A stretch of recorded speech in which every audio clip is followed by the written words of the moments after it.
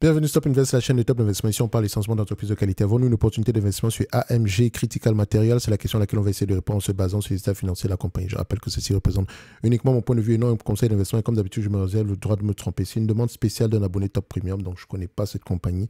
On va voir si les chiffres nous intéressent. S'ils ne nous intéressent pas, c'est, voilà, la décision sera la poubelle, d'accord?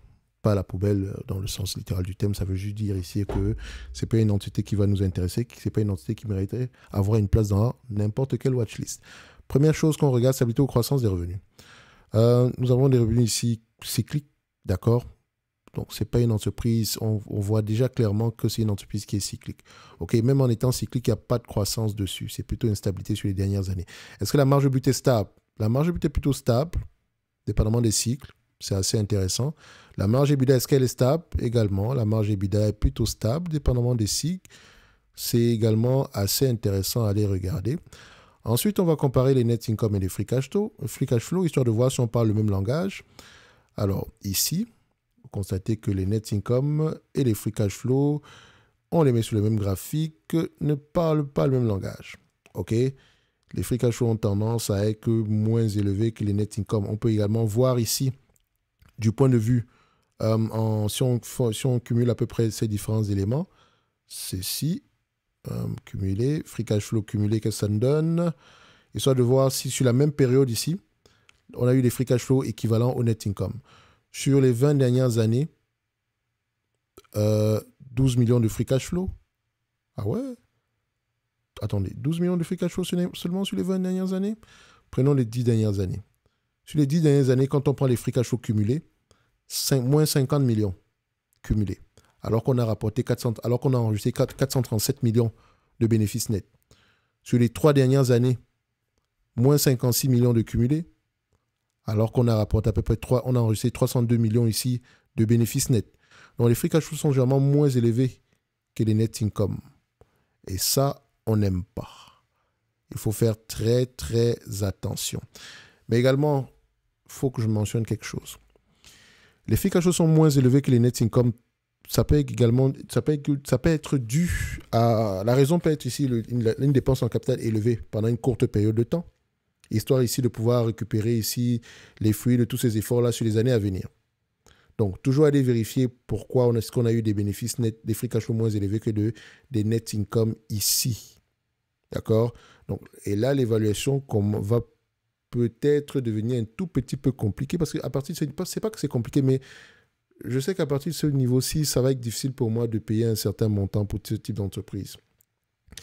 Une entreprise sur les dernières années, sur les 5 dernières années, en termes de free cash flow, a des free cash flow négatifs sur toute la période, c'est un peu difficile à mettre en portefeuille. Mais bon, pour évaluer ce type d'entreprise, on va déjà regarder la dette nette sur EBITDA. Inférieur ici à 1,2, c'est déjà bien, mais n'oubliez pas, si on est sur une période ici, si une bonne période ici, c'est une entreprise qui va avoir tendance à avoir des EBITDA en termes de volume assez élevés. Donc faites toujours attention, toujours regarder la dette nette du point de vue volume.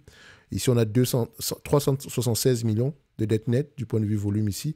Et en termes d'EBITDA, ici, on a à peu près quel chiffre? EBITDA, on a combien? On a 317 millions. Donc vous remarquez ici que les EBITDA ici sont plutôt en moyenne, on les trouve à 110 millions, n'est-ce pas? On va y revenir dessus. Alors, au niveau de l'évaluation, ce genre d'entreprise, j'aimerais déjà l'acheter à un prix qui se rapproche des actifs tangibles net par action. Si on en a, on a 521 millions d'actifs tangibles net par action. N'oubliez pas, ce chiffre-ci peut également fluctuer. Donc, il faut déjà savoir pourquoi est-ce qu'on a ces actifs tangibles à ce niveau-ci en date d'aujourd'hui. Et est-ce que c'est durable?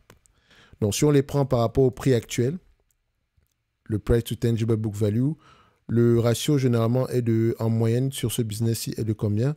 On le prend, médiane. Le marché généralement paye sur les 10 dernières années, il paye à peu près 4 fois les actifs tangibles net par action. Très, très bien.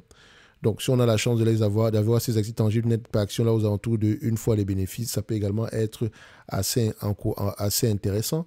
Donc, si on prend ça par rapport au prix actuel, tangible book value par action, tangible book value per share, on a à peu près 16,80 € l'action. Avant ça, on avait 32 dollars l'action, soit une baisse.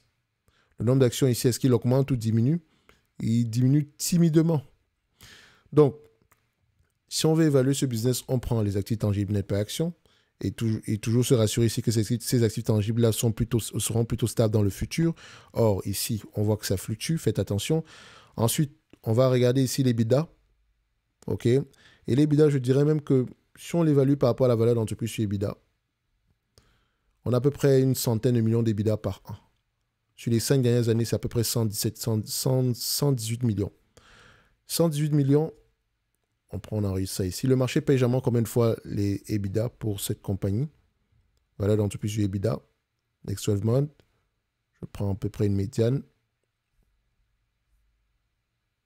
Non, c'est pas ça. Ici, la médiane. Qu'est-ce qu'on a? Mine.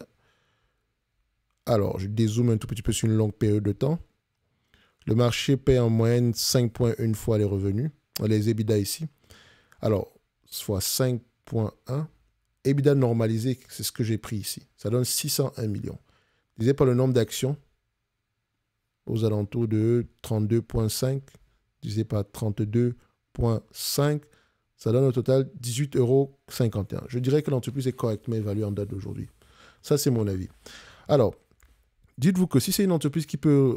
si c'est cette entreprise-ci... comment on dit ça? Si je veux y investir, au-delà même de comprendre ce qu'elle fait, c'est surtout les coûts de production qui sont importants. OK? Les perspectives de croissance à long terme. Dites-vous que ce genre d'entreprise, quand elle gagne beaucoup d'argent, les niveaux de multiples de valorisation seront très peu élevés. Or, on est peut-être sur une entreprise surévaluée. Donc, pour moi, du AMG Critical Material, c'est juste le prix est juste correct, sans plus. Du point de vue dividende, est-ce qu'elle a les moyens de payer ce dividende-là? On paye le dividende avec les free cash flow. Vous avez vu ici que les free cash flow sur les 5-10 dernières années, c'est pas trop ça. Donc, ce dividende-ci peut également être questionnable, même si on peut le verser en date d'aujourd'hui. Mais regardez, en termes de prévision l'année prochaine, 2024 et 2025, on ne s'attend pas à de bonnes choses. En fait, cherchez une autre entité. Quantitativement, ce n'est pas intéressant. Peut-être qu'il y a un truc qui se passe là-bas au niveau des actifs, etc. Peut-être que les actifs ont de la valeur, je n'en sais rien. Mais les chiffres ici montrent que le passif de cette compagnie ici ne parle pas en sa faveur. Ça ne veut pas dire ici qu'il n'y a pas de choses qui vont changer dans le futur. Il n'y a pas des choses qui vont changer dans le futur ici. Mais il faut être très prudent. Très, très prudent sur ce type d'entreprise. Moi, j'aime bien les compagnies cycliques qui ne perdent pas d'argent en période difficile. Comme par exemple, si tu prends du ExxonMobil, sur toute la période qu'on a ici, on a perdu de l'argent uniquement en 2020. Uniquement, en termes de free cash flow. Or, qu'est-ce que je vais aller faire avec une compagnie comme AMG Critical Materials? Sur les 20 dernières années, elle n'a même pas pu être positive en termes du point de vue free cash flow. Donc, c'est compliqué. Bref, ce n'est que mon point de vue et non un conseil d'investissement. Je me réserve le droit de me tromper. Elle ne devrait même pas payer un dividende, cette compagnie. Ce n'est même pas une entité qui mérite d'avoir une place dans n'importe quelle watchlist. Il n'y a rien de... Voilà, elle peut avoir des actifs de valeur ici, mais qui sont peut-être mal utilisés. C'est ce que moi je constate en regardant les chiffres. Et ce n'est que mon avis, et on se donne rendez-vous sur la prochaine vidéo. Merci.